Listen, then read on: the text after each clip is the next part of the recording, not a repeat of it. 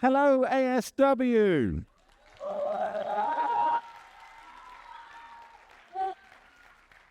One of my favorite places to be, partly because my two little boys are here. Oh, there we go. Eddie and Freddie. And they're actually sitting there. They're in grade 3, but most of you, I think, are in grade 9, 10, 11, 12. And I'm going to talk about the jobs to focus upon in the future, because obviously that's going to be of interest to you. And you may be wondering why I'm wearing gold. Well, it's because I work in banking and payments and finance and technology, which is where the gold sits. It's probably not so much going to be in retail. And that's what I'm going to talk about today. If you want to know what I talk about generally, it's fintech, which is the integration of technology and finance. And if you want to know more, there's a free book you can download from that link. And you may, because my boys said, why are you telling year 9, 10, 11, 12 about fintech for kids? They're not kids. And I went, well, I normally give this book to the CEOs of banks so they can understand technology, because they're not very good at it, to be honest. And this is a simple way of talking about technology. And it's actually changing everything in the way we live and the way we do things, because you can apply technology to every aspect of our lives, as you probably know, depending on whether you play Fortnite or use Netflix or any other services. And when it doesn't work, it's very annoying, which is one of the big challenges we have to make sure it's on 24/7. And in finance and payments and banking, it's become the transformational tools of our world over the last 15, 20 years. And I've been in that space for all of that time. I'm not sure where to point my clicker because it doesn't seem to be working. Oh, there we go. Maybe not. Sorry, can we? Oh, there we go. The big thing about fintech is that it's made our world a space where billions of dollars are being made by hundreds of companies and thousands of individuals over the past 15 years. So this just shows you that globally, the whole financial system is being reinvented by technology, by visionary people who are actually very young people. In fact, many of them year 12, 10, 11, 9. To give you an example, these are some of the biggest game changers in the world, which are what we call challenger banks. And we call them challenger banks because they're replacing traditional banks. And they're replacing them because they are based on technology. And when you look at traditional banks, a lot of their technology dates back 50 or 60 years and is very difficult to maintain, whereas these banks have been created in the last 10 years using today's technologies, which is cloud computing and open systems. And by way of example, Nubank, which has come from Brazil, is valued at about $100 billion, and it only started in 2015, 10 years ago. N26 is a German bank that's doing really well across Europe. If you look at Valo, it's one of the big banks in the USA, along with Chime. And these are all digital-first banks. So they have no branches, no buildings, and a very small number of humans, which makes them very efficient. And that's what technology is doing to change our whole world. Am I bothered? Or are you bothered? Well, you should be, because when you look at your future jobs, this is a space I would say is hot and very good for future jobs. In that an awful lot of fintech, sorry, I don't know what's going on with these slides, has been created by teenagers who have vision because they understand technology. People like me with silver hair and wrinkles do not understand technology like you do. And that's transforming every industry. And financial services, payments and banking specifically, where I work, is being transformed by teenagers. I'll give you a couple of examples. This young lady, if the slides come up, I don't know where to point the clicker. Oh, there we go. Kaida Tekanaka.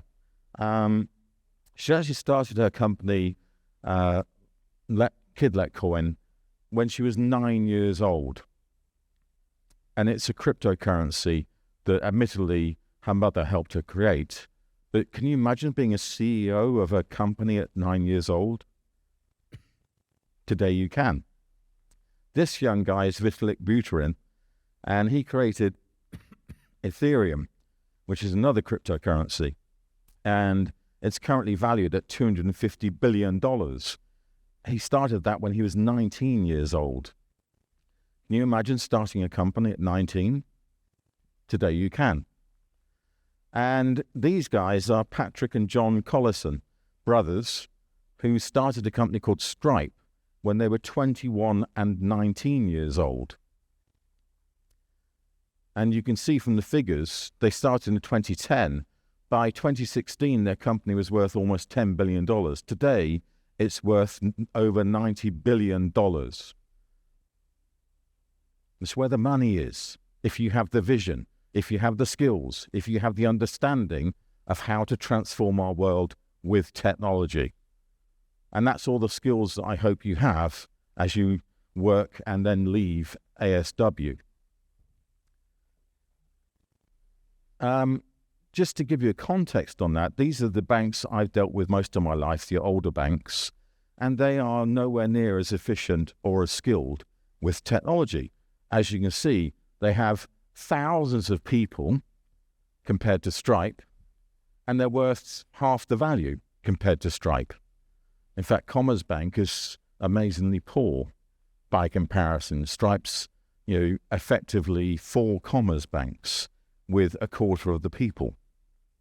And this is what technology is doing to transform the traditional industrial world. It's that change from the last century of the analog industries to the digital marketplaces that we have today. And behind the numbers, that's what counts. So when I look behind the numbers, there's a whole range of technologies that are starting to emerge that will change all of our lives. And they're already here. We just need to see what's happening with them, like the metaverse, where you move into a virtual augmented world that doesn't exist, but you feel you're there in reality, in it, at that time.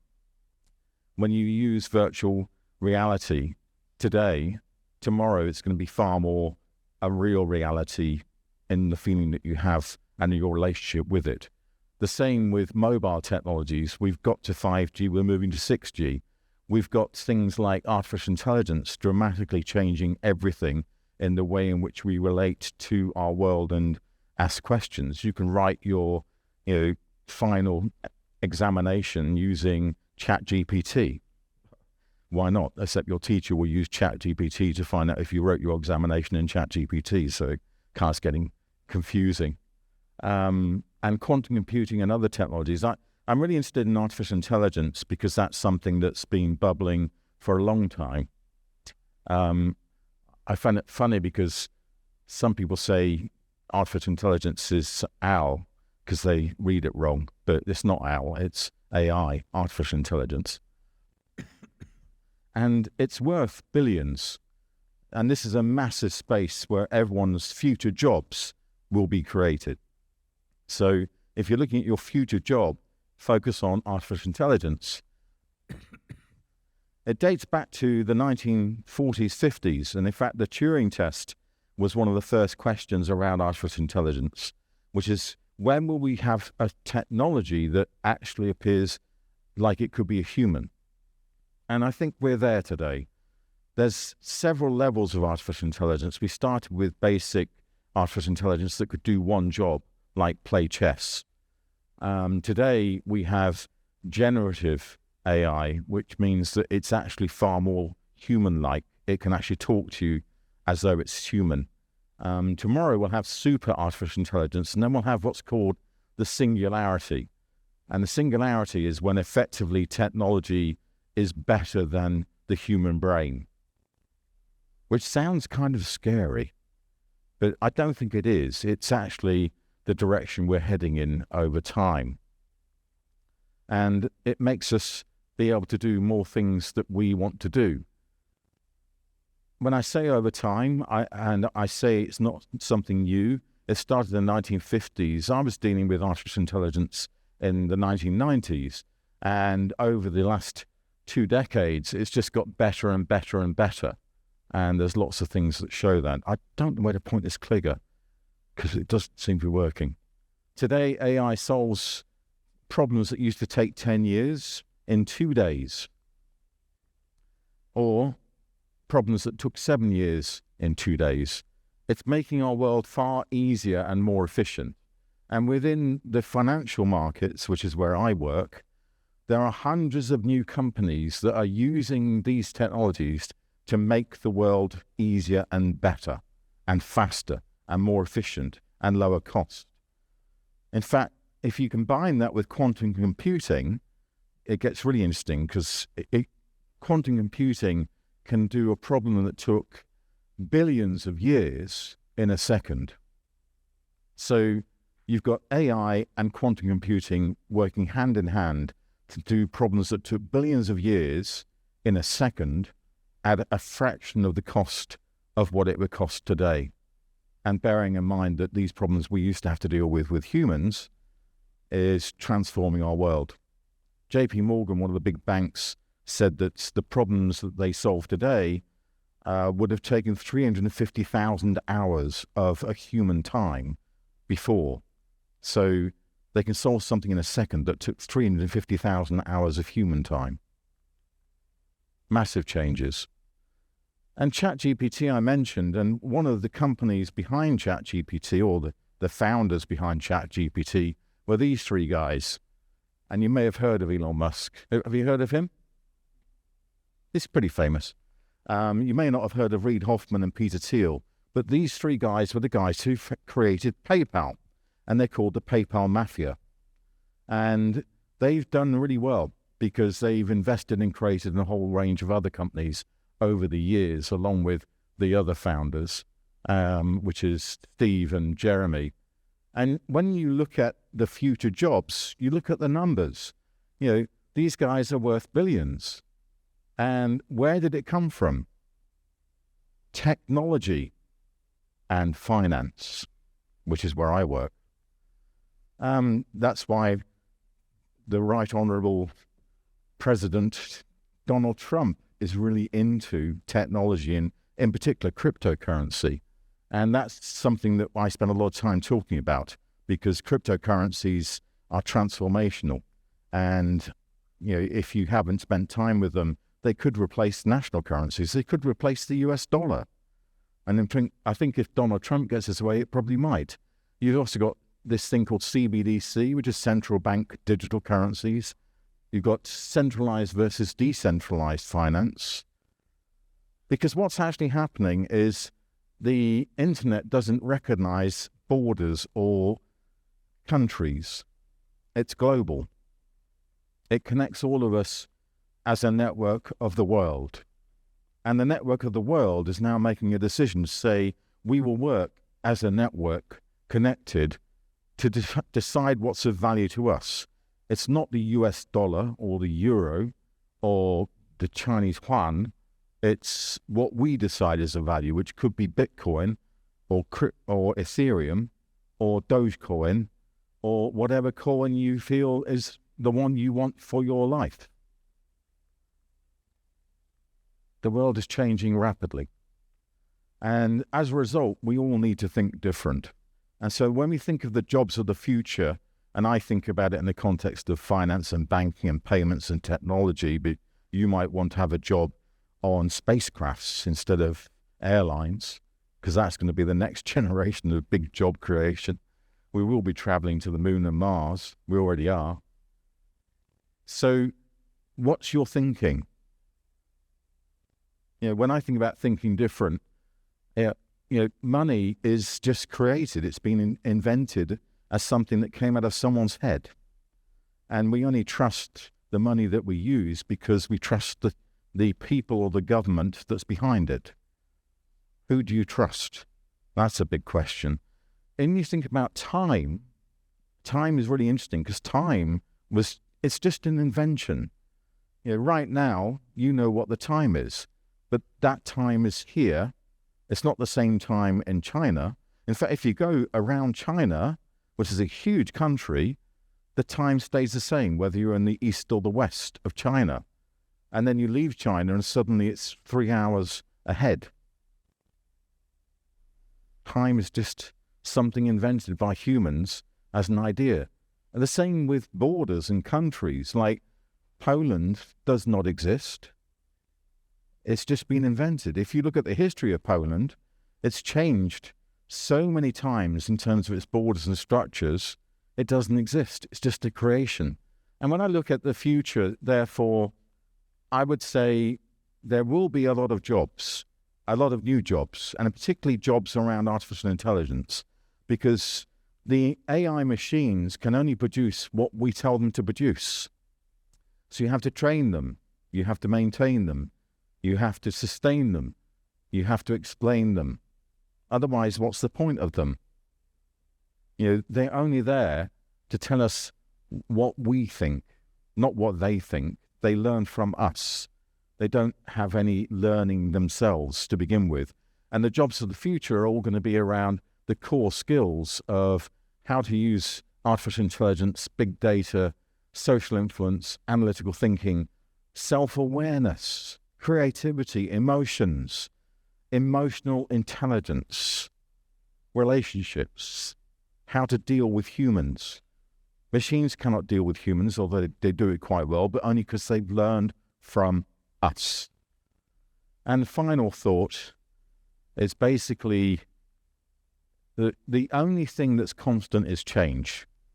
Charles Darwin, when he explains the survival of species, says it's not how strong you are or fit you are or intelligent you are. It's your ability to adapt to change. The only constant is change.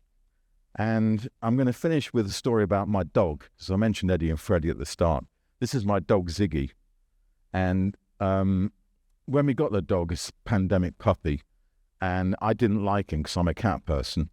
And I didn't realize that I ended up being his dad because I walk and feed him every day. And he was a complete pain in the back because, he scratched and chewed everything. He peed and pooed everywhere. He was being completely awful. It eventually has become very,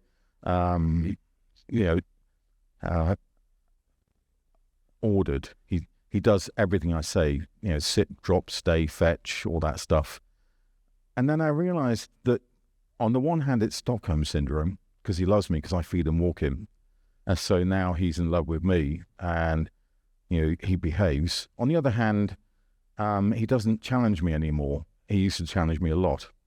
And so I think that's how a lot of people end up in their work life with Stockholm Syndrome. They fall in love with their company and they stop challenging the company. They stop thinking. And that's what I would promote and, say to all of you as you go into your work lives, which is don't accept the company as normal. Challenge everything. Question everything.